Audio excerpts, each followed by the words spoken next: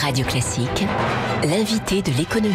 7h20, le directeur général de BPI France est donc l'invité de Radio Classique ce matin. Bonjour Nicolas Dufourcq. Bonjour. Vous êtes tous les jours au contact de PME partout en France, des petites entreprises souvent qui peinent à embaucher ou ont peur de le faire, des craintes que le gouvernement va tenter de lever avec une série de mesures annoncées donc ce matin. Plafonnement des indemnités au prud'homme, harmonisation des seuils sociaux autour de 9, 10, 11 salariés. Est-ce que pour vous, ce sont de bonnes mesures? Est-ce que ça peut suffire à débloquer ce frein à l'embauche en France? Oui, c'est d'excellentes mesures qui sont très importantes parce que moi je suis assez content de voir qu'il y a un glissement sémantique qui se produit entre frein à l'embauche et peur de l'embauche. La vérité, c'est qu'il y a peur de l'embauche. C'est-à-dire que les gars ont tellement peur de se tromper et des conséquences du fait qu'ils se trompent dans le recrutement, qu'ils ne recrutent pas. Il faut avoir le droit de se tromper. On peut faire un mauvais recrutement. Il faut pouvoir ensuite se séparer du salarié relativement facilement. Donc le plafonnement des indemnités est une excellente chose. Excellente. On ne touche pas au contrat de travail, au fameux CDI, qui reste un totem pour les syndicats, vous le regrettez? Non, je pense que c'est pas le moment de toucher au contrat de travail. Il y a des mesures qui sont latérales, comme le plafonnement des indemnités, qui sont beaucoup plus importantes. On parle également d'agir sur les délais de paiement des donneurs d'ordre aux sous-traitants. C'est un peu plus technique, mais capital, notamment dans ce qui concerne l'amélioration des relations entre les grands groupes et les PME, un sujet où la France est encore un peu en retard par rapport à l'Allemagne notamment.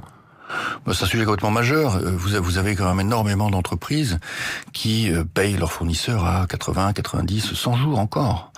Une grosse partie de l'esprit de la loi TEPA n'est pas appliquée.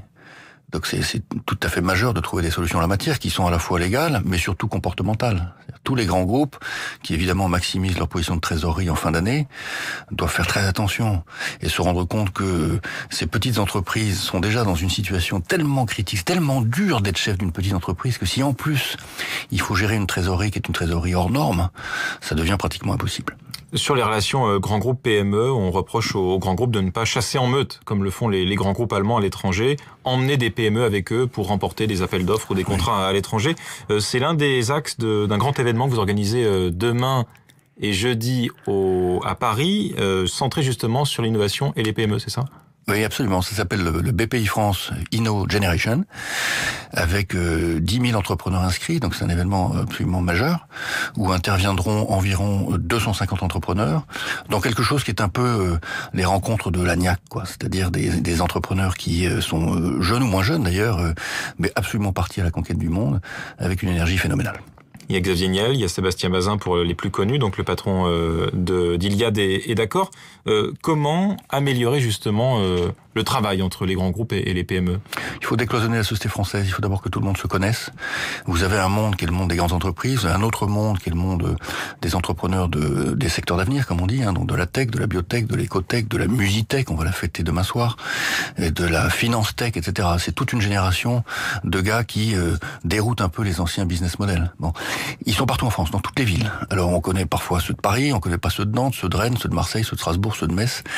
Notre rôle à nous, et c'est pour ça qu'on a créé le hub, c'est de mettre en relation les grands groupes avec cet écosystème, cette meule de foin absolument magique d'entrepreneurs français, dont la vague est en train de transformer le pays. Et puis il faut essayer d'attirer, je sais pas si c'est votre boulot, mais d'attirer les jeunes diplômés vers ces petites pépites qui feront peut-être les grands groupes de demain. Non, mais ce qui est très intéressant, c'est que les jeunes diplômés vont vers les startups aujourd'hui, beaucoup plus qu'avant. Donc le changement mental, il est fait. Vous prenez une promotion de Lix, une promotion de super-héros, vous en avez un tiers qui a envie de créer sa boîte.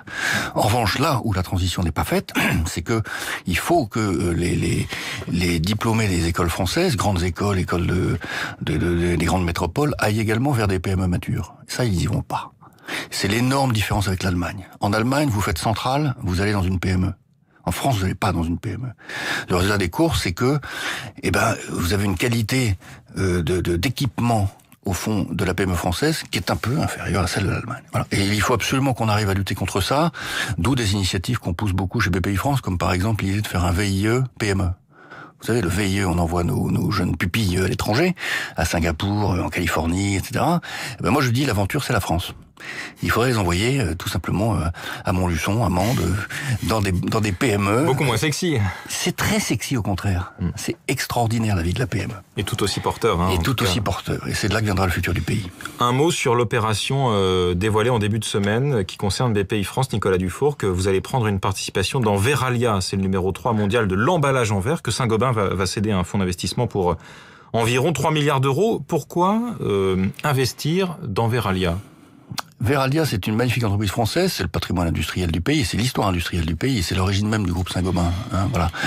Et donc, il nous a été proposé, et nous avons accepté de participer au tour de table de reprise de cette entreprise pour bien manifester l'ancrage français de la société. Il y a quand même beaucoup d'usines, il y a 2500 salariés en France, c'est quand même un fleuron français de la technologie. Il faut voir ce que c'est qu'un four, ou tous ces fours qu'on a dans ces usines, c'est absolument extraordinaire.